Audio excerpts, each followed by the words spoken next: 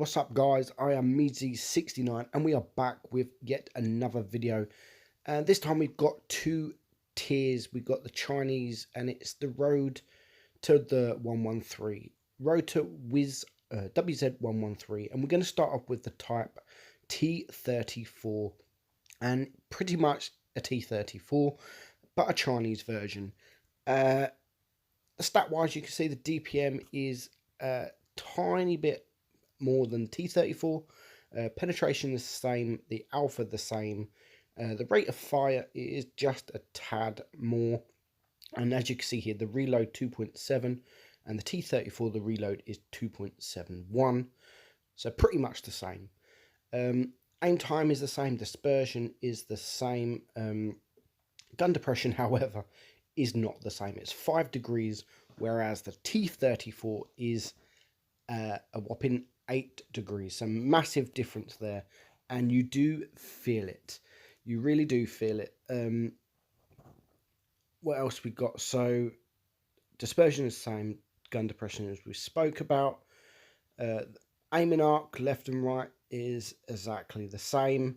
The speed is pretty much the same. It's 1 kilometer less, 55, whereas the T34 is 56. Engine power, exactly the same.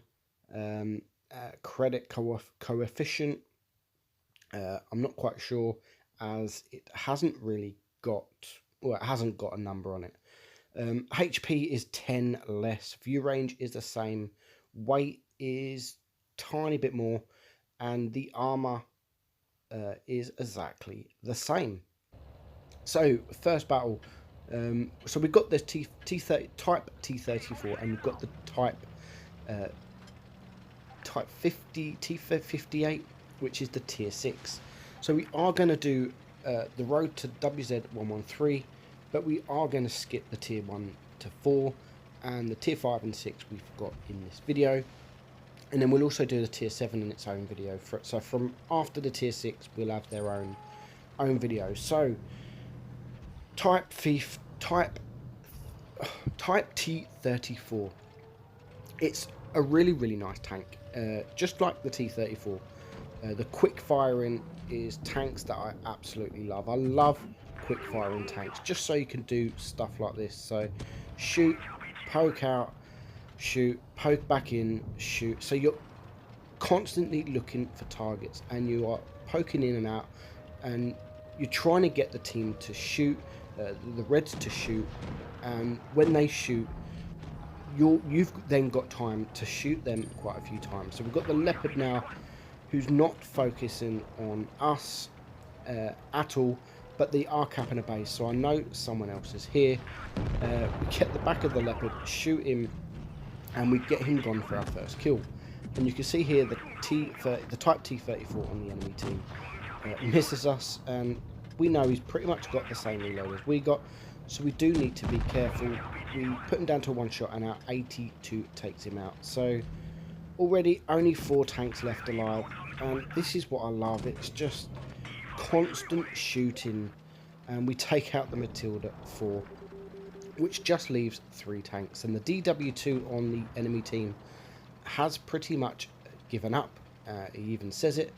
We also got the Panzer 4 here, so we're going to focus on him as he is the tier 5. He's not even looking. We get a high roll of 113 damage, and now don't know if he's gone AFK, but he's just shot. Don't know what he's shooting, but we managed to take him one shot with the M5 Stuart, taking him out. And here we go, the DW2 don't matter, he's pretty much given up, and we take him out for our 3rd kill, leaving just the KV1 remaining against 5. So it's been a pretty easy battle, and just like the T34, it is a really good tank. It's pretty much exactly the same as a T34, as I've said, I love these kind of tanks with the quick reload, where you're just shooting non-stop. And even here, KV1, we can afford to take a couple of shots from him, and we get to the side, we put him on fire for our 4th kill. So overall, very fun tank, very nice tank indeed, and we do finish that battle on 2.1k damage.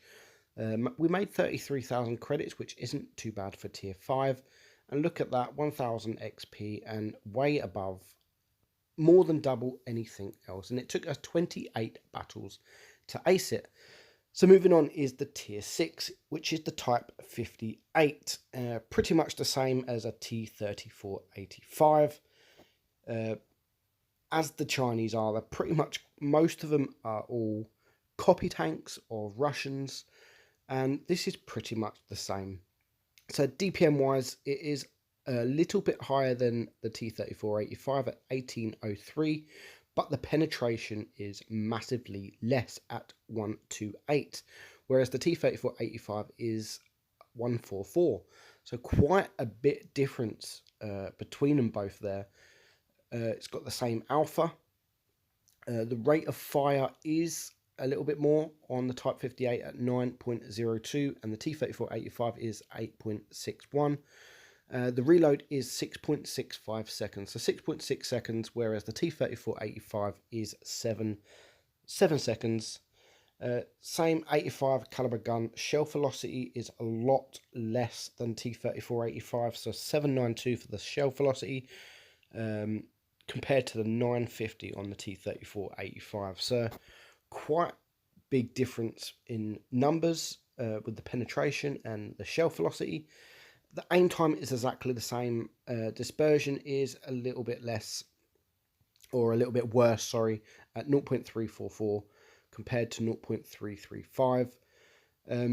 Gun depression is exactly the same at 7 degrees of gun depression. So unlike the tier 5, which is massively less, it's got the same gun depression. So speed 55, actually a little bit more than T34 85, which is 54.